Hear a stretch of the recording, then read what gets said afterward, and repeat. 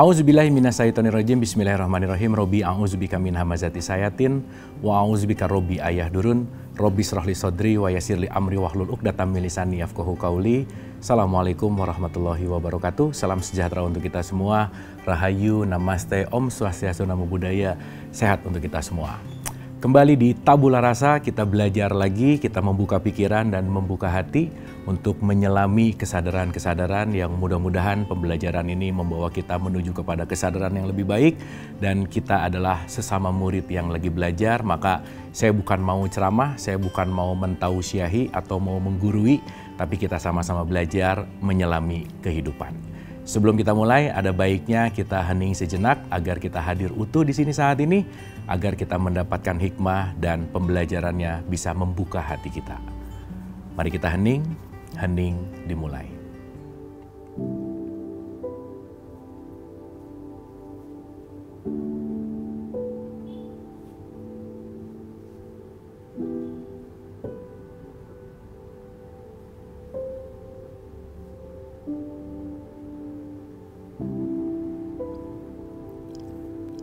Selesai, terima kasih. Mudah-mudahan kita sudah ada di halaman yang sama, di frekuensi, vibrasi, dan energi yang sama untuk kita sama-sama belajar. Kita akan melanjutkan pembahasan dan pembelajaran kita, di mana kita sudah berbicara tentang cipta. Bahwa kita sudah menggeser sedikit paradigma bahwa cipta itu bukan dari tidak ada menjadi ada, tetapi dari ada, bahan baku yang satu, itu mengejawantah menjadi bertransformasi menjadi sesuatu yang lain, gitu intinya. Nah, kita akan membahas lebih dalam lagi dan kita akan masuk ke dalam konteks yang namanya sering kita dengar mungkin, tapi tidak terlalu dielaborasi atau mungkin tidak didalami, begitu. Dan mungkin kita hafal sifat Allah gitu, dimana sifatnya itu nomor satu adalah wujud. Dan semoga setelah kita mengkaji ini lebih dalam, memahami ini lebih dalam, kita akan memahami dan memaknai wujud itu lebih luas lagi gitu. Mari kita mulai. Berbicara tentang wujudnya Allah, kalau ada kata-kata wujud itu kan kalimat yang paling sederhana ada dan kalimat yang paling memungkinkan itu kan terlihat gitu ya. Tetapi nanti kita akan memahami bahwa terlihat di sini bukan hanya dalam konteks terlihat secara fisik, bukan hanya konteks terlihat secara bagaimana manusia melihat gitu. Karena nanti kita akan mengerti bahwa perwujudan di sini bukan masalah hanya terlihat dengan kedua mata. Gitu ya. Dan nanti kita akan mengerti yang terlihat oleh kedua mata ini apa sih sebetulnya. Karena kita sudah bahas sebelumnya dan akan kita bahas lebih dalam lagi bahwa kita ini kan bukan hanya makhluk fisik. Dan justru nanti kita akan mengerti bahwa esensi kita ini adalah non fisik sebetulnya. Dan nanti kita mengerti bahkan dalam konteks sains itu dulu masih ada benda padat atau dalam tanda petik benda mati dan benda hidup gitu. Tetapi seiring berkembangnya penelitian ternyata tidak ada benda mati dalam semesta ini. Karena semua di semesta ini ternyata bergerak. Nah, nanti kita akan mengerti bergerak itu seperti apa. Kok jadi tidak ada benda mati? Karena nanti kita mengerti bahwa kita datang dari sang hidup. Berarti segala sesuatu di semesta ini adalah hidup. Maka kita akan kembali ke surat 57 ayat 3 bahwa dialah yang awal dan yang akhir. Yang awal itu adalah Allah, yang akhir itu adalah Allah. Dan Allah bukan dari tidak ada menjadi ada, tetapi dari dirinya mengejawantah menjadi segala sesuatu yang ada sekarang. Nah, kita analogikan sederhana dulu, kita ulang sedikit. Konteks cipta, sekali lagi, itu dari satu titik dan dia akan mengembang menjadi bentuk-bentuk lainnya gitu. Maka kalau kita berbicara tentang satu titik ini di surat 24 ayat 35 Al-Quran itu ada kata-kata Allahun Nur. Allah mengidentifikasikan dirinya sebagai nur atau yang sering disebut atau sering kita dengar dengan kata-kata cahaya. Maka di ayat itu juga disambung dengan kata-kata cahaya di atas cahaya. Maka dalam tradisi tasawuf misalkan, yang pertama kali mengejawantahkan Allah itu sendiri, itulah yang sering kita dengar dengan kata-kata yang namanya Nur Muhammad. Nur itu adalah cahaya, Muhammad itu artinya yang terbaik gitu. Artinya Nur Muhammad ini yang mengawali semua perwujudan apapun di semesta raya ini sebagai pengejawantahan Allah itu sendiri. Sehingga nanti kita akan kaitkan kenapa dalam tradisi Islam nomor satu tuh syahadat justru. Nggak langsung sholat gitu. Bagaimana seseorang bisa sholat tanpa bersyahadat? Pertanyaan, apa sih makna syahadat? Kan syahadat bukan hanya mengucapkan. Semua orang bisa mengucapkan syahadat sebagai kata-kata, ya oke. Tetapi ketika syarat mutlak bersyahadat itu hanya kata-kata, bagaimana dengan orang bisu? Bagaimana seseorang yang tidak bisa mengucapkan kata-kata? Artinya, nanti kita akan mengerti bahwa syahadat itu bukan ucapan, karena makna dari syahadat itu sendiri, syahidah itu artinya adalah menyaksikan. Berarti kalau menyaksikan, nggak mungkin tidak menyaksikan. Bahwa kalau ada kata-kata aku bersaksi, berarti saya harus menyaksikan. Nah ini yang akan kita bahas lebih dalam, ini yang akan kita selami. Apa sih yang harus disaksikan? Nah, kita kembali ke surat 24 ayat 35, itu berkata, Allahu nur, aku adalah cahaya. Jadi, dalam perspektif cahaya di sini, kalau kita ambil analogi dalam konteks sains misalkan, ini sering disebut dengan kata-kata energi. Jadi nanti kita mengerti bahwa seluruh semesta raya ini adalah energi. Dan nanti kita lebih mengerti lagi bahwa diri kita sebagai manusia, kita ini adalah makhluk energi sebetulnya. Karena kenapa? Bahan baku kita adalah energi. Dan nanti kita mengerti bahwa benda fisik yang dulu sering disebut benda padat, benda mati dalam tanda petik, sesuatu fisik itu juga ternyata dari energi yang memadat. Maka nanti kita mengerti bahwa fisikal ini tertampak dalam tanda petik mati gitu misalkan gitu ya. Dalam tanda petik di sini kayak kelihatan benda yang padat gitu. Tetapi nanti kita mengerti bahwa dalam kepadatan itu intinya tetap energi gitu. Nah, berarti kita semua berawal dari energi yang satu. Berawal dari energi yang sama. Maka ada kata-kata innalillahi wa inna ilaihi roji'un. Semua berasal dari Allah, Tuhan, Dia, energi, cahaya, dan akan kembali kepada cahaya. Bagaimana wujudnya Allah kita akan bahas beberapa saat lagi.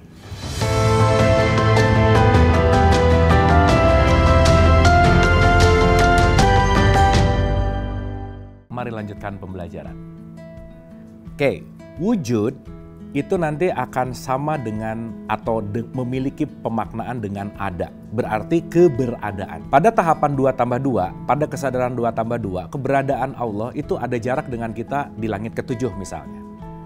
Padahal di surat 57 ayat 4 itu selalu dikatakan, aku bersama kamu di mana saja kamu berada. Ya, saya ulang ya. Aku bersama kamu di mana saja kamu berada. Berarti kalau kita kembali kepada penciptaan di mana semuanya datang dari sumber yang sama, kita ini tidak mungkin keluar dari batasannya Dia gitu intinya. Ya, saya kasih gambaran sederhana, kita ulang ya supaya lebih mudah dan lebih sangat dimengerti. Katakanlah awal mulanya dari titik ini. Dan Dia mengejawantahkan dirinya menjadi semesta raya gitu kira-kira. Berarti kalau di dalam lingkaran ini, segala sesuatu yang ada itu tidak mungkin ada di luar lingkaran. Maka nanti dikatakan Allah itu meliputi. Berarti kalau Allah meliputi, nggak ada yang di luar dari Allah itu sendiri gitu kira-kira. Ya, kita ulang. Berarti kalau Allah itu meliputi, segala sesuatu ada di dalamnya. Nah mungkin ini harus kita renungkan. Yang mungkin kita selama ini mendengarkan beberapa statement misalkan. Mari kita sama-sama renungkan kata-kata ini. Jadi pada dasarnya Allah ada di dalam diri kita atau kita yang ada di dalam dirinya Allah? Karena kalimat meliputi kan gak mungkin ada di luarnya gitu. Oke, ada satu clue yang menarik dan ini juga penting untuk kita renungkan. Ada satu cerita. Dan cerita ini mendasari kesadaran gitu. Ada ikan kecil di dalam lautan, dia sedang berenang ceritanya. Ketika si ikan kecil ini berenang, dia ketemu sama ikan dewasa ceritanya. Ya dia panggil om lah ya gitu gampangannya. Si ikan kecil nanya sama si ikan dewasa, Om, kalau air ada di mana gitu intinya. Si omnya ini bingung gitu, kok ikan kecil nanyain air? Bukankah dia semenjak lahir ada di air? Bukankah dia ketika berenang ada di air? Bukankah semua kegiatan dia ada di air? Gitu intinya. Ternyata ikan kecil ini tidak sadar air ada di mana, gitu intinya. Nah, sama seperti manusia yang bertanya bahwa Allah ada di mana gitu. Bagaimana bertanya Allah ada di mana ketika kita semua sejatinya ada di dalam Dia. Sejatinya bagaimana kita terpisah dengan Dia, orang kita ini adalah bagian dari Dia sendiri, gitu intinya.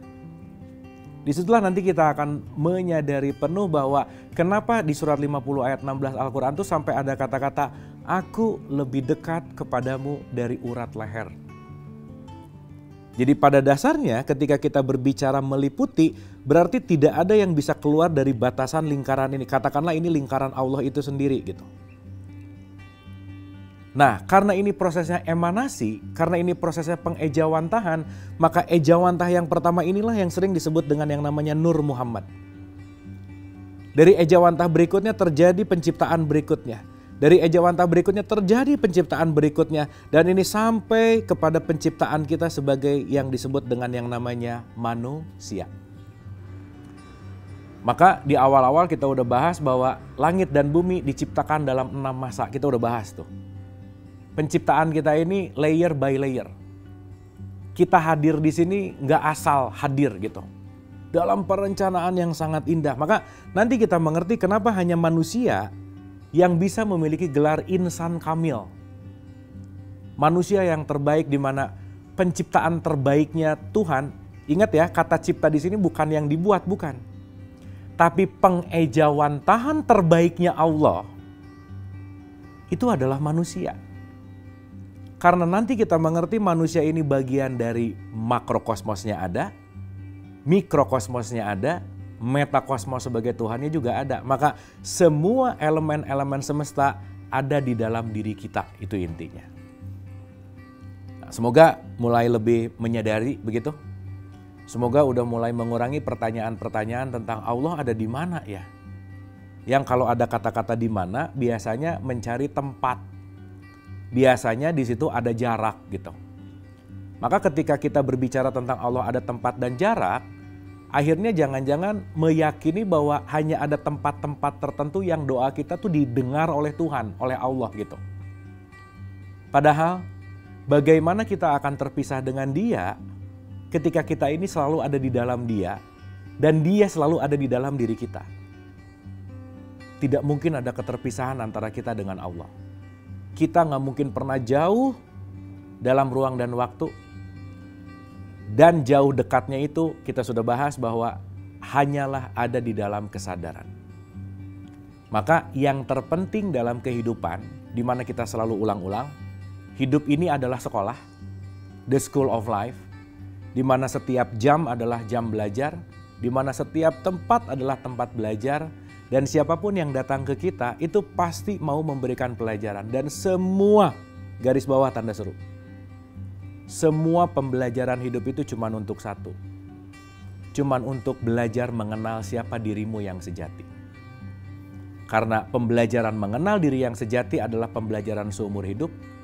Dan pengenalan diri adalah puncak dari semua pembelajaran untuk mengenal bahwa kita bukan nama kita bukan jabatan kita bukan kepintaran kita bukan semua identitas, dan kita akan menyadari yang paling esensial terhadap siapa diri kita yang sesungguhnya.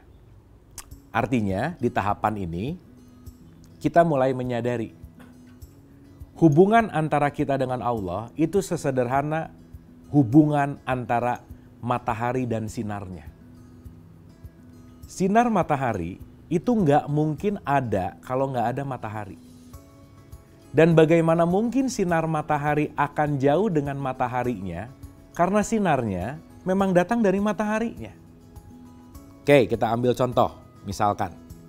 Jadi sekali lagi ya, mudah-mudahan kita mulai menyadari kedekatan Allah tidak hanya dalam teori, tidak hanya dalam cerita, dongeng, pengetahuan.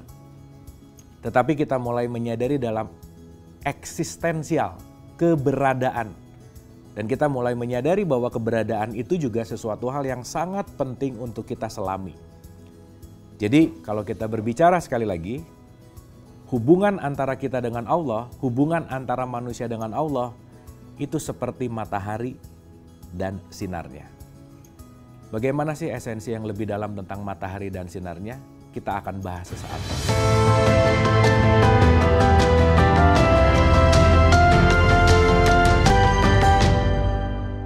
Mari kita lanjutkan pembelajaran.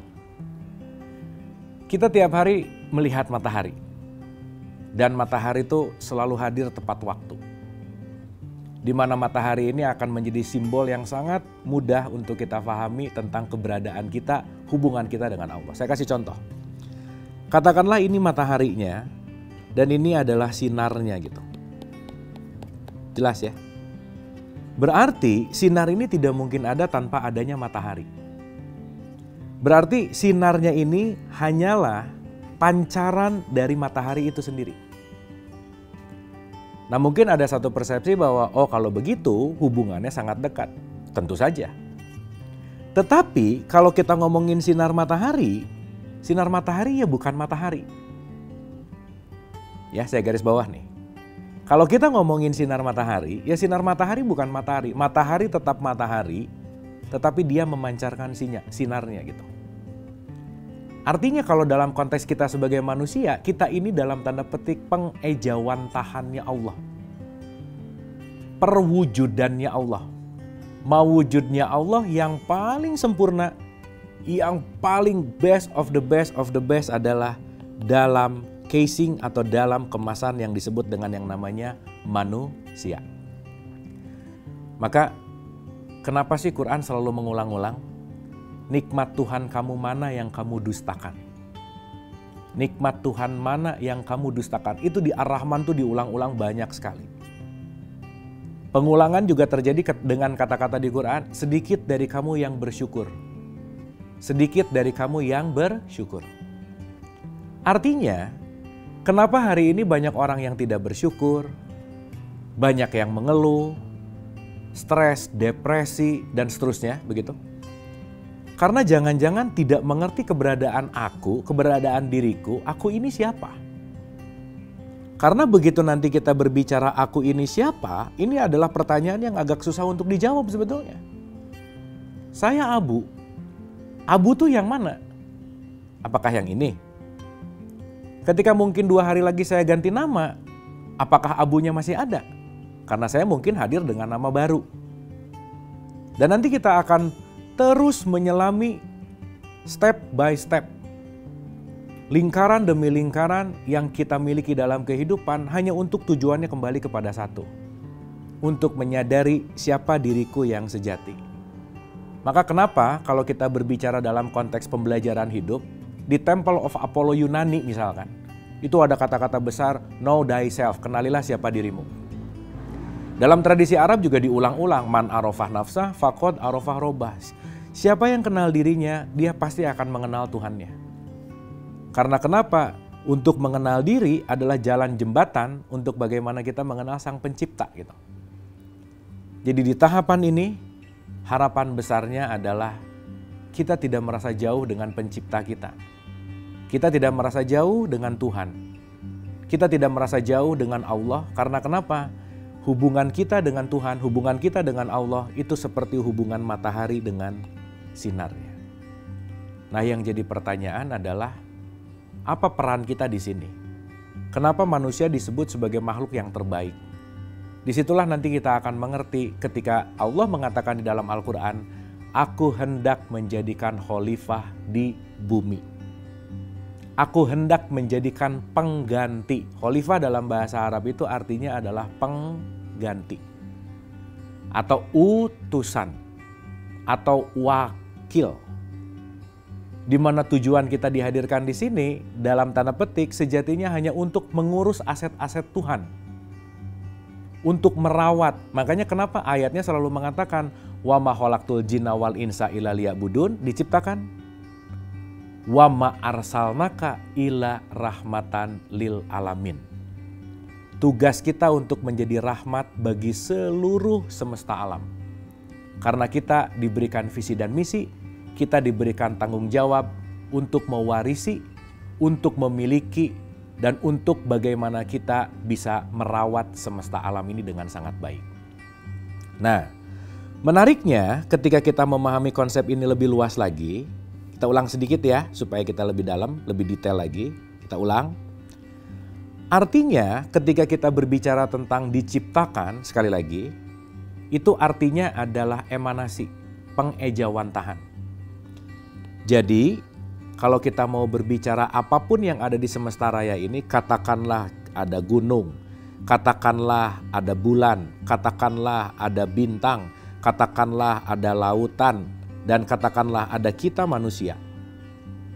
Apapun bentuknya, ini adalah pengejawantahan Allah itu sendiri. Artinya, secara singkat dan sederhana, kalau saya gambarkan begini. Anggap aja saya lagi pegang gelas, dan gelas ini saya jatuhin hingga dia pecah berkeping-keping. Oke, bisa dibayangkan ya. Ada gelas, jatuh, pecah, berkeping-keping. Pertanyaan, begitu mengambil kepingan kecil yang jatuh, itu bagian dari gelas bukan? Iya. Meskipun ketika kepingan ini kita baru lihat, kita mungkin nggak tahu ini bentuknya apa. Kenapa? Karena kepingan ini belum membuktikan dan belum mewujudkan gambar gelas misalkan, atau wujudnya gelas. Ada orang lain mengambil kepingan yang lain, kepingannya tetap itu dari gelas yang sama. Di tempat lain, kepingannya juga sama dan itu datang dari gelas yang sama. Maka Rumi selalu mengatakan bahwa kita sebagai manusia itu adalah kepingan-kepingan Tuhan yang terpencar dan kita akan menyatu dalam kesatuan. Maka kita disebut sebagai makhluk sosial. Kalau bahasa sederhananya, pasti pernah lihat puzzle gitu ya. Di mana kita merekayasa si part by partnya gitu, bagian demi bagiannya. Satu puzzle kita ambil sehingga nanti begitu puzzle ini terkumpul, kita akan melihat gambar yang sangat indah. Dimana kalau kita melihat satu puzzle, kita nggak pernah tahu ini gambar apa. Dan nanti kita sama-sama sadari, kita sebagai manusia adalah esensi dari setiap saat kita lagi menyusun puzzle-puzzle kehidupan. Kita berjumpa dengan A, kita lagi menyusun sesuatu. Yang pada akhirnya dalam perjalanan ini, kita akan menyadari bahwa puzzle indah ini akan mewujudkan Allah itu sendiri. Mudah-mudahan dengan menyadari kesadaran ini, dengan menyadari siapa diri, dengan masuk dan merubah konsep cipta yang menjadi ejawantahnya Allah, kita sudah tidak mulai kebingungan untuk mencari Allah karena kenapa? Dia lebih dekat kepadamu dari urat lehermu. Terima kasih, semoga bermanfaat. Mohon maaf lahir dan batin. Wabillahi taufiq wal hidayah. Assalamualaikum warahmatullahi wabarakatuh.